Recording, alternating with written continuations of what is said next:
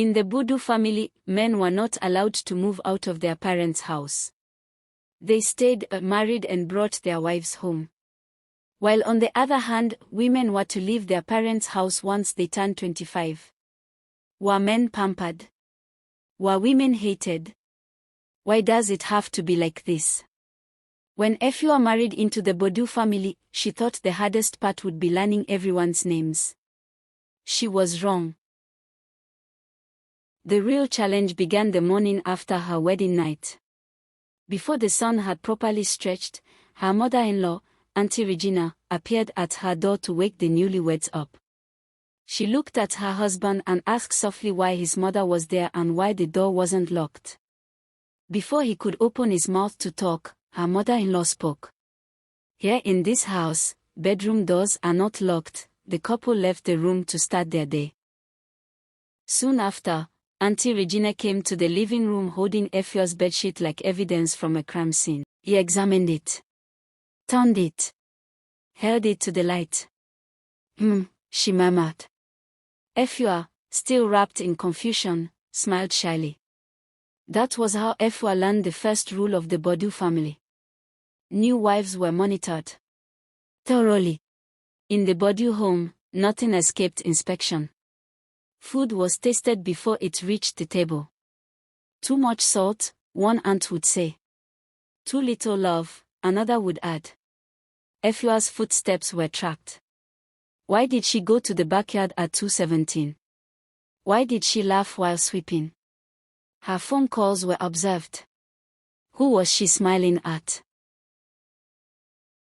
Efua decided something important. If they wanted a show, she would give them one. The next time she cooked, she prepared the most perfectly balanced soup anyone had ever tasted. When the aunties came with their spoons, Efua stood there calmly. Please taste well, she said. I followed the family standard exactly. They tasted. They tasted again. Finally, one aunt muttered, "It's correct." Efua nodded. Good. I'll keep meeting expectations. From that day on, she cooked too well. So well that the aunties stopped tasting, because it was embarrassing to admit she never failed. One afternoon, Efua noticed something. The aunties were always watching her. So she started watching them. When one aunt complained too much, Efua smiled and said, "Auntie, maybe you should rest. Monitoring is stressful." When another whispered, Efua turned gently and asked, "Is everything okay? I noticed you noticed me." They began to feel uncomfortable. One evening, Efua served tea and casually said, "You know, constant monitoring can shorten life. Doctors say stress is dangerous." The room went quiet. The turning point came when a new bride was about to enter the family.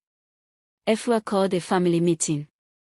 Respectfully, calmly, she said, "When I came here, I was watched like I was on trial. Yet I passed every test you set." She looked around the room.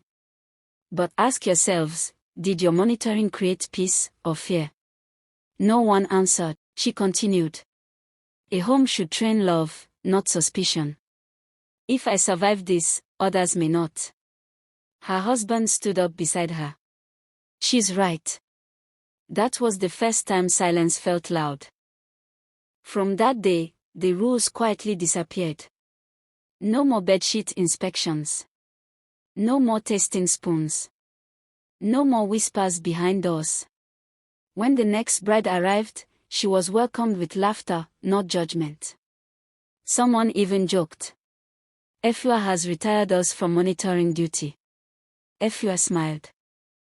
Not every battle needs shouting. Some need wisdom, patience, and quiet intelligence. Efua didn't fight the system. She outgrew it. And because of her, every woman who married into the Budu family after her walked freely.